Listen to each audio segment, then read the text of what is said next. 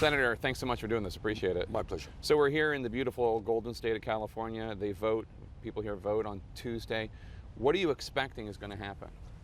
Well, I think that if there is a large voter turnout, if working people and young people are prepared to come out to make it clear that it's too late for establishment politics and establishment economics, we're going to win. If the turnout is very, very large, I think we have a chance to win big. In all likelihood, even if you do win in California, which is certainly possible according to the latest polling, Secretary Clinton on Tuesday night will declare victory in the nomination race. She'll say that she has enough delegates and will be the nominee. Well, I think that's kind of not quite accurate. And I think the Democratic National Committee has made that clear, that what she would be doing is combining pledged delegates. Those are the real delegates that people vote for, with super delegates, people who are appointed by the committee.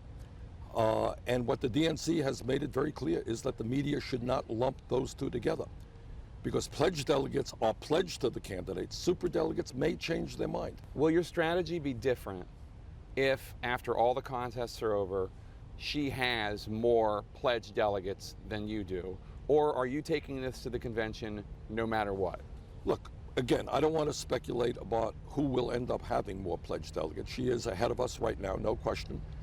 But California's coming up. They got 475 pledged delegates here. You don't know what the world is going to be like 4 weeks from now, 5 weeks ago. Let's not forget, Democratic Convention is the end of July. That's a long time from today. What's an important area for California voters to know that you do have some disagreements? Would climate change be an area where there's It sure would be. I mean, and Secretary Clinton is right, and let's be very clear on this. Trump would be a disaster, and she and I agree on that. In terms of climate change, which here in California, by the way, is an issue of huge consequence. Unlike Donald Trump, the people of California know that climate change is very real, that there is a drought here. And second of all, I worry very much about the future water supply, clean water supply in this country and around the world. I think we have to ban fracking now. Secretary Clinton does not agree with that. She thinks we can, quote unquote, regulate it. You can't regulate fracking effectively. And also, as Secretary of State, she pushed fracking in other countries around the world. Those are pretty fundamental disagreements. I want to ask you about some of the violence we've seen by anti-Trump protesters against supporters of Trump. Some of these people who have been very violent have been seen with your signs, Bernie Sanders signs, chanting your name. Do you condemn the violence? I condemn it absolutely. And let's be very clear. I mean, we got millions and millions of people who are supporting us. And I want to make it clear that any person who is a Bernie Sanders supporter, please do not in any way, shape, or form engage in violence. That is absolutely not what this campaign is about. There was an interesting back and forth between Hillary Clinton and Donald Trump that I really actually wondered what you thought about it. She said that it's not hard to imagine Donald Trump getting the U.S. into a war because someone got under his, quote, very thin skin. I asked him about that. He said, hey, she's the one that voted to go to war in Iraq, not me. You've been critical of her for that vote as well. I was wondering where you came down on this. Well, I think, frankly, they both make a point. War and peace issues are obviously of enormous consequence. And this is a guy who, he's attacking this one and he's attacking, ugly words about people. No, he does not have the temperament. Is it possible that something will get him angry and they may want to get us involved in a war? Yeah, I think that is a possibility. On the other hand, let us also be clear. Secretary Clinton's temperament is not Donald Trump's, that's for sure. But she and I, back in 2008, I was in the House, she was in the Senate, we all heard the evidence. The so-called evidence coming from Bush and Cheney about the need to go to war in Iraq. I studied that, I really did. I not only voted against the war in Iraq, I led the opposition to that war. She studied the same information, she supported that war. Do you think she's too quick on the draw, too eager to use military force? I worry about that, yeah, I do. I mean, I think that her support for the war in Iraq was not just an aberration. I think that her willingness to kind of push President Obama to overthrow Gaddafi and lead to the kind of instability that we're seeing now in Libya, not inconsistent with her other views on Syria, where she wants a no-fly zone, which I think can suck us into never-ending conflict in that area. Gaddafi's forces were about to, it looked like, commit mass murder against the rebels and citizens, and the move by Clinton, Obama, etc., and the French and the British was to stop that. Are you arguing that President Sanders would not have intervened? In that particular instance, probably not. There are other ways to deal with crises. Look, you can always make the case. You can make the case about Saddam Hussein. Saddam Hussein was a murdering thug. You can make the case about Assad in Syria. My God, what he has done to his own people. Or about Gaddafi. These are terrible, brutal dictators. But our job is to think what happens the day after these people are removed, the kind of instability that occurs. The argument basically is that the world would be better off with Saddam Hussein and Gaddafi still in power than what happened. The world would be better off with these dictators out of power, but there are ways to get them out of power without causing mass instability and the deaths of many, many, many hundreds of thousands of people. What ways? Because obviously it's not that easy.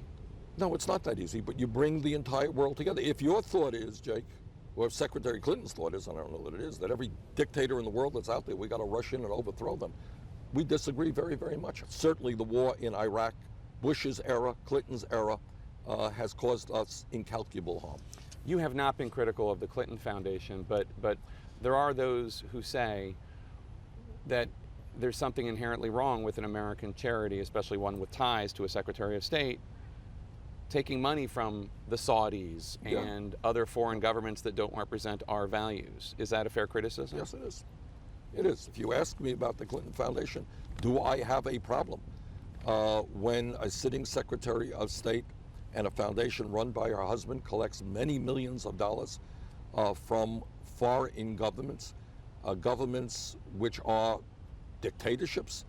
You don't have a lot of civil liberties or democratic rights in Saudi Arabia. You don't have a lot of respect there for opposition points of view, for gay rights, for women's rights. Yeah, do I have a problem with that? Yeah, I do. You think it creates an appearance of conflict of interest? Yeah, I do. Let's turn to some issues that no matter what, you're going to have a seat at the table when it comes to the platform of the Democratic Party, whether you're the nominee or whether you're not the nominee. And it seems like last time you and I discussed how you thought that superdelegates might be something the party considers getting rid of. Here is my problem. My problem is that the process today has allowed Secretary Clinton to get the support of over 400 superdelegates before any other Democratic candidate was in the race. It's like an anointment. Before anyone voted even. 8 months, 8 months before the first vote was cast in Iowa. Frankly, I think that's an absurd process. To the degree that superdelegates make any sense, and I don't know that they do, theoretically, their job is to say, take the broad view, look at what's going on, who is the strongest candidate, not to be part of an anointment process before any other candidate comes on board. That's just the moneyed interest and the establishment talking. So I think at the Democratic National Convention, there is going to be a lot of discussion about reforming that issue and that process. We did a profile this week, Jeff Zeleny, for my show, of Bernie or bust, the Bernie or bust movement. These are people who say, if you're not the nominee, that's it. They're out of the process. What is your message to those people? Obviously, you want their support, or you want to be the nominee. Right. But is Bernie or bust a palatable position? Well, I think to answer your question, the idea that I can snap my fingers and have millions of supporters kind of march in line, that is not what our effort is about. I think if I am not the nominee, and we're going to fight to become the nominee, it is Secretary Clinton's job to explain to those people why she should get their support. And that means she's going to have to address their needs.